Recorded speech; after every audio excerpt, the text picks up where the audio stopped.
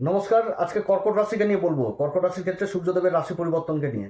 সূর্য রাশি পরিবর্তন করবে, রাশির উপরই অবস্থান করবে। আর রাশির উপর তো দেবগুরু বৃহস্পতি উচ্চ অবস্থায় হংস নামক পঞ্চমহাপুরের রাজ্য তৈরি করে বসে রয়েছে। এবার সূর্যের অবস্থান, সূর্য আর গুরুর জুতি হয়ে গেল। ধন সম্পত্তির ঘরের অধিপতি এবং ভাগ্যের ঘরের অধিপতি রাশির উপর যে অবস্থান করছে।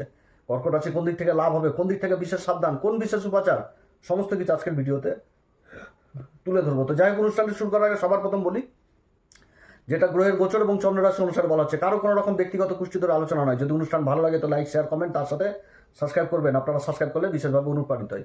কর্কট রাশি জলতত্ত্ব রাশি, দেবগুরু বৃহস্পতি অবস্থান করছে। এবার সূর্য চলে আসছে। এবার সূর্য আর গুরুর মধ্যে তো জুতি তৈরি হয়ে গেল রাশির উপরে।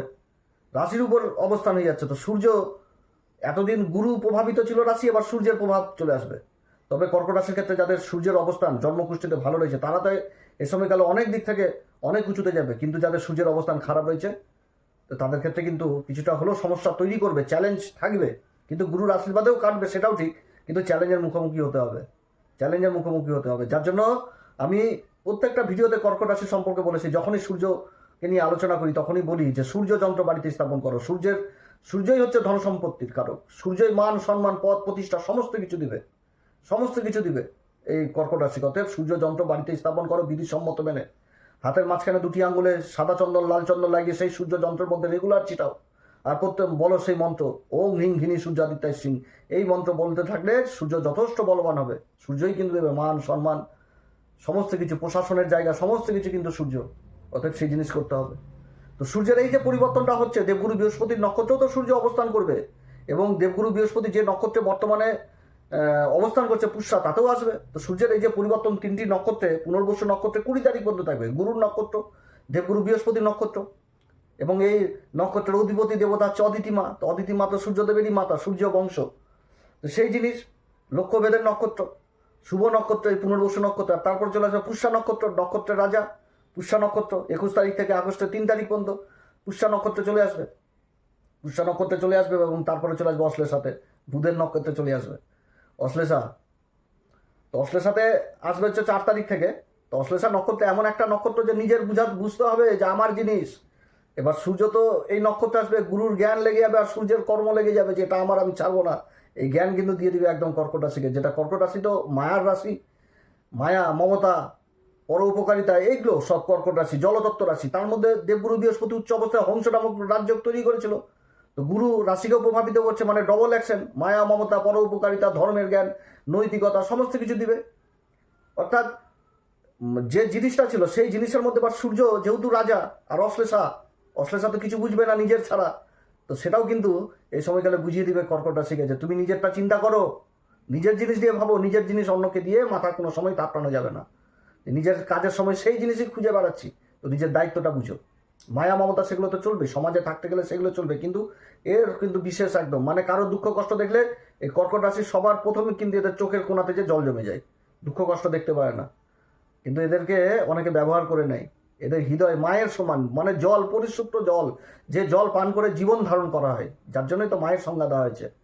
তো জলতত্ত্ব। আর এদিকে বৃশ্চিক রাশি বদ্ধ জল, আর হচ্ছে মীন রাশি অথই সমুদ্র, নোনা জল, অথই জ্ঞান থাকে। কিন্তু সেই জল তো পানের না, পানের যোগ্য জল হচ্ছে কর্কট। যার জন্য জীবন মায়ের সংজ্ঞা দেওয়া হয়েছে এই কর্কট রাশিকে। তো যাই হোক, আলোচনা অন্যদিকে চলে যাচ্ছে। তো এই যে পরিবর্তনটা হচ্ছে সূর্যের 1 মাসের পরিবর্তন, তো এই পরিবর্তনে কিন্তু অনেকগুলো পরিবর্তন হবে। যেমন মাসের শেষের দিকে শনির পরিবর্তন হয়ে যাচ্ছে, বক্রি যাচ্ছে শনি, ভাগ্যের ঘরে শনি বক্রি। তো কাজ তো ধীরকর্ম হবে, তো যাই হোক সেটাও বলবো। তারপরে শুক্রের পরিবর্তন, জুলাই মাসের 31 তারিখ পর্যন্ত থেকে শুক্র রাশি পরিবর্তন করে নেবে। শুক্র সিংহ রাশিকে ছেড়ে চলে যাবে, কন্যা রাশিতে নিচ অবস্থায় যাবে। তবে তার নিজভঙ্গ হবে, শনি দ্বারা নিজভঙ্গ হবে। মঙ্গল 2 তারিখে আবার রাশি পরিবর্তন করবে। আবার 2 তারিখে রাহুরও নক্ষত্র পরিবর্তন রয়েছে, ধনিষ্ঠাতে প্রবেশ করবে। মঙ্গল আবার চলে আসবে মিথুন রাশিতে। আবার অপরদিকে বুধেরও তো রাশি পরিবর্তন রয়েছে। আগস্ট মাসের 5 তারিখে আবার কর্কটে যে প্রবেশ করবে, তখন কর্কটে সূর্য, বুধ আর দেবগুরু বৃহস্পতি জুতি তৈরি হবে। কত সুন্দর অবস্থান হবে সেই সময়কালে। বুধ তো কি বাণীর চতুরতা, বাণীর মুখের বাণী কাজ করবে, চতুরতা, বাণীর দক্ষতা, এগুলো দিয়ে মানে ম্যানেজমেন্টের কাজ, মানে সমস্ত কিছুকে সমানভাবে সমান তালে এগিয়ে নিয়ে যাবে। নিজের বুদ্ধির প্রয়োগ হবে সেই সময়কালে। তো যাই হোক, এখনও সেই পরিবর্তন আসেনি, সে সময় বিশেষভাবে আলোচনা করব। কিন্তু সূর্যের এই যে পরিবর্তন, এই পরিবর্তন কর্কট রাশির যে ব্যক্তিত্বের উপর বিশেষভাবে প্রভাব ফেলবে। যাদের জন্মকুষ্ঠিতে সূর্যের অবস্থান ভালো, তো অনেক দিক থেকে কিন্তু উন্নতির জায়গায় যাবে। তো সেই দিকগুলোই আজকে তুলে ধরবো। তো দেবগুরু বৃহস্পতি আর সূর্যের এই যে যুগল অবস্থান, এটাতে আত্মবিশ্বাস যথেষ্ট বৃদ্ধি পাবে, সম্মান যথেষ্ট, নতুন সুযোগের দুয়ার খুলবে, ভাগ্যের দুয়ার এক কথায় বলতে গেলে খুলবে।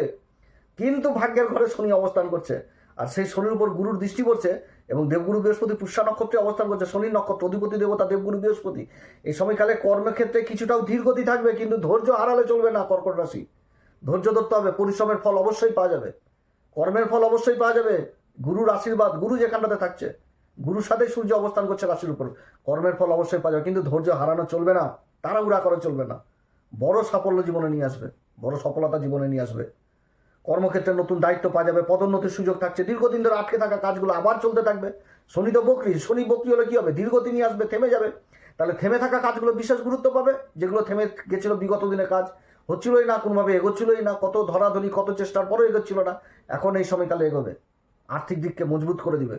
তো কাজ এগোবে, তারপরে তো ঘরে অর্থ আসবে। তো রাশির উপর যদি ধনসম্পত্তির ঘরের অধিপতি এবং ভাগ্যের ঘরে যদি অধিপতি বিরাজ করে, আর কর্মের ঘর, কর্ম হচ্ছে কি শনি কর্ম ভাগ্যের ঘরে অবস্থান করছে, সেই শনির উপর গুরুর দৃষ্টি পড়ছে। যার প্রভাবে কি হবে, যে কর্মে থেমে গেছিল যে কাজগুলো, সেই কাজগুলো গুরুত্ব পাবে, সেই কাজগুলো থেকে আর্থিক দিকটাকে মজবুত হবে, আর্থিক দিক আসবে, আয়ের ইনকামের জায়গাটা তৈরি হবে, সেটাই কিন্তু বুঝাচ্ছে এই সময়কালে। কাজ এগোবে, এবং তার সাথে কি হবে, প্রতিযোগিতামূলক কোনো কাজ টাজ, এগুলো তো যেরকম ভালো সেরকম উচ্চ শিক্ষা, শনি তো উচ্চ শিক্ষার ঘরে পড়ে রয়েছে। তো গুরুর জ্ঞান, সেই জ্ঞান তো পাবে হচ্ছে রাজা। গুরু যেটা আদেশ করবে সেটা রাজা শুনবে, এবং সেটাকে দিবে মঙ্গলের হাতে। মঙ্গলের ঊর্জা কর্মের মাধ্যমে সেই কাজগুলো হবে। মঙ্গল কি পরিকল্পনা, তাহলে পরিকল্পনাটা কে দিবে, রাজা। রাজা পরিকল্পনা কোথা থেকে পাবে, গুরুর কাছ থেকে পাবে। তো সেই রকম উন্নতি কিন্তু যোগ রয়েছে এই সময়কালে, এই সূর্যের পরিবর্তনে। বিভিন্ন দিক থেকে আটকে থাকা সরকারি কাগজ হাতে পাবে, যেটা আসছিল না কিছুতে। যে কোনো সরকারি হয়তো প্রমোশন লেটার বা কোনো মানে পার্ট টাইম হিসাবে কাজ করলো, সেই কাজগুলো পার্মানেন্ট হবে, তার একটা লেটার, ইন্টারভিউ লেটার, এগুলো অ্যাপয়েন্টমেন্ট লেটার যেগুলো পাচ্ছিল না, দরকারি কাগজপত্র, সেগুলো কিন্তু হাতে পাওয়ার সম্ভাবনা থাকবে। অর্থাৎ সমাজে কিন্তু মান সম্মান পরিচিতির জায়গা, এগুলো বিশেষভাবে প্রভাব ফেলবে।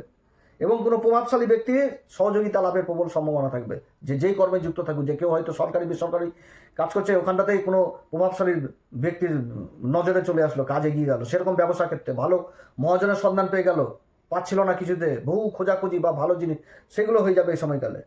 এবং তার সাথে বাড়বে হচ্ছে ধর্মের কাজ, কারণ গুরু রাশির উপর অবস্থান করছে, সূর্য চলে আসছে। তো ধর্মের কাজগুলো যথেষ্ট বৃদ্ধি পাবে এই সময়কালে। যে আধ্যাত্মিক পথে চলো, ধর্মের পথে চলো, এগুলো জিনিস বৃদ্ধি পেয়ে যাবে, ন্যায় জিনিসটা বৃদ্ধি পেয়ে যাবে, সময়কে মূল্য দিবে, সময়কে মূল্য দেবে, সময়ের সাথে সাথে চলার চেষ্টা করবে, ব্যক্তিত্বের মধ্যে একটা তেজ আসবে, সেই জিনিসগুলো আসবে। যেগুলা অপ্রাসঙ্গিক সেগুলোকে কিছুতেই মেনে নেবে না, বেইমানি ছলচাতুরি এগুলোকে কিছুতেই মেনে নেবে না কর্কট রাশি এই সময়কালে। সেটাও কিন্তু এই হিসেবে বোঝাচ্ছে। কিন্তু আবার কিছু কিছু দিক থেকে কিন্তু সাবধানেও থাকতে হবে, সাবধানেও থাকতে হবে। যাদের খারাপ রয়েছে তারা কিন্তু চ্যালেঞ্জের মুখোমুখি পড়বে। অতএব সূর্য যাদের ক্ষেত্রে খারাপ রয়েছে তাদের মধ্যে কিন্তু অহংকার বোধটা দিবে, সম্পর্কের মধ্যে টানাটানি জিনিসটা দিবে, পিতা পুত্রের সাথে বৈষম্য তৈরি করে দিবে, পিতা পুত্রকে সহ্য করতে পারবে না, এরকম হয়ে যাবে, তর্ক বিতর্ক লাগবে। অতএব এদিক থেকে সাবধান। যেখানটাতে কাজ করছে সেখানটাতে দেখা গেলো কোনো উচ্চপদস্থ লোকের সাথে গন্ডগোল লেগে গেলো, বাঘ বিতণ্ডায় জড়িত হয়ে গেলাম, এগুলো দিক থেকে দূরে থাকতে হবে। চাপলুসিগিরি করতে হবে, যে যেই কর্মেই থাকুক, যে প্রতিষ্ঠানেই থাকুক, অধিকার রক্ষা করতে হবে, অধিকার রক্ষা করতে হবে, গুণগান করতে হবে, তাহলে উন্নতি প্রশাসন লেভেলে। কারণ সূর্য রাশির উপর আসছে, শনি ভাগ্যের ঘরে থাকছে, অর্থাৎ সেই কাজগুলো কিন্তু করতে হবে এই সময়কালে। তো গুরুত্বপূর্ণ আবার সিদ্ধান্ত নেওয়ার আগে ভালো মতন করে যাচাই করতে হবে। অতিরিক্ত খরচা, অপ্রয়োজনীয় খরচা, এগুলো দিক থেকেও কিন্তু দূরে থাকতে হবে। তার সাথে সূর্য গুরুর এই জ্যোতি আর শনি থাকছে ভাগ্যের ঘরে, এই সময়কালে রক্তচাপ, হজমের সমস্যা, চোখের সমস্যা, নেত্রপীড়া, স্কিন জাতীয় প্রবলেম, মাইগ্রেন, এগুলো দিক থেকেও সাবধান যাদের রয়েছে। অতএব এগুলো ট্রিটমেন্টের প্রয়োজন রয়েছে। আয়ের নতুন পথ তৈরি হবে, কিন্তু যেখানটাতেই কাজ করুক সেখানটাতে কিন্তু পরিকল্পনার প্রয়োজন রয়েছে, পরিকল্পনা করতে হবে, এটা ঠিক। কারণ বৃষ রাশি থেকে যখনই মঙ্গল সরে চলে আসবে দ্বাদশ ঘরে, তো দ্বাদশ ঘরে অনেক রকম ঋণের সুবিধা পাবে এই সময়কালে, ইএমআই চালু হবে, কিন্তু পরিকল্পনা চাই, পরিকল্পনা চাই এই সময়কালে। পরিকল্পনা মাফিক কিন্তু চলতে হবে, না তো কিন্তু অর্থ ব্যয় করাবে মঙ্গল। মঙ্গল কিন্তু অপ্রাসঙ্গিক ব্যয় করিয়ে দেবে জীবনে। অতএব এদিক থেকে বিশেষভাবে সাবধান। প্রেম ভালোবাসা বন্ধুত্বের মধ্যে যে সম্পর্ক, সেই সম্পর্কে খোলামেলা আলোচনার প্রয়োজন রয়েছে। দাম্পত্য জীবনেও কিন্তু একে অপরকে সময় দিতে হবে, না তো কিন্তু অসুবিধা তৈরি করবে। শিক্ষার জায়গায় যথেষ্ট ভালো, শিক্ষার ক্ষেত্রে যে পরিশ্রম করবে সেই পরিশ্রমের যথেষ্ট ভালো ফল পাবে। কারণ গুরু আর সূর্য রাশির উপর অবস্থান করছে, তো গুরুর প্রভাব তো পঞ্চম ঘরে থাকবে, সেরকম নবম ঘরেও থাকবে। তো সেই জিনিস কিন্তু এই সময়কালে হওয়ার প্রবল সম্ভাবনা থাকবে। আধ্যাত্মিক জগৎ যেরকমভাবে উঠে আসছে, সেরকম শিক্ষার জগৎ উঠে আসছে, শিক্ষার জগৎ। গুরুর আশীর্বাদ পেয়ে যাচ্ছে তো কর্কট রাশি, এটা সব থেকে বড় ব্যাপার। গুরুই একমাত্র কর্কট রাশির মানে এমন অবস্থা করবে যে মানে চারদিক থেকে মান সম্মান, আর সূর্য এখানটাতে মানে অনুঘটকের কাজ করে দিবে, ধন সম্পত্তি আর্থিক দিককে মজবুত করে দিবে, বিভিন্ন রকম সোর্স নিয়ে চলে আসবে, সরকারি বেসরকারি ক্ষেত্রে মানে ভালো ভালো কাজের অফার এই সময়কালে পাবে, কর্মের সন্ধান পাবে, সব দিক থেকে একটা ভালো জায়গায় যাচ্ছে কিন্তু কর্কট রাশি। কিন্তু এটা মনে রাখতে হবে, যাদের সূর্যের অবস্থান খারাপ রয়েছে, অতএব সূর্যকে বলি করো, সূর্যকে ধরো। তো ধরবা কিভাবে? তাহলে তার জন্য করতে হবে কি, সূর্য যন্ত্র বাড়িতে স্থাপন করো। আমি 2026-এ কর্কট রাশিকে নিয়ে বিশেষভাবে বলেছি যে সূর্য যন্ত্র বাড়িতে স্থাপন করো, সূর্যের উপাসনা করো, সূর্য যন্ত্র বিধিসম্মত মেনে বাড়িতে স্থাপন করো। সূর্যই দিবে মান সম্মান, পদ প্রতিষ্ঠা, ধন সম্পত্তি। রাজা কোনো সময় চাইবে না যে নিজের রাজকোষ ফাঁকা থাকুক। তো দ্বিতীয় ঘরটা কি, রাজকোষ, ধন সম্পত্তি, সেই জিনিসগুলো কিন্তু আসবে জীবনে। তো যার জন্য সূর্যের উপাসনা করতে হবে, সূর্যই ন্যায়, সূর্যই কর্তব্য, সমস্ত কিছু হিসাবে। কিন্তু গুরু আসল ভূমিকা এই গোচরেও পালন করবে। তো যাই হোক, কোন উপাচার করবে? প্রত্যেকদিন হনুমান চল্লিশা বজ্রংবাণ শ্রীরাম সীতার প্রণাম মন্ত্র সহকারে পাঠ করো, সূর্যদেবকে অর্ঘ্য দাও, পিতামাতার আশীর্বাদ নাও। পিতার সাথে এই সময়কালে বাজে ব্যবহার করা মানে নিজের হাতে নিজের ভাগ্যকে নষ্ট করে দেওয়া।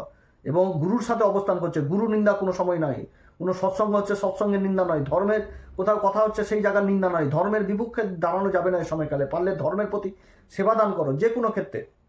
যে দেবালয়গুলো অন্ধকার রয়েছে সেই দেবালয়ে আলো জ্বালানোর চেষ্টা করো, কোনো ব্রাহ্মণ পূজারীর কাছ থেকে আশীর্বাদ নাও।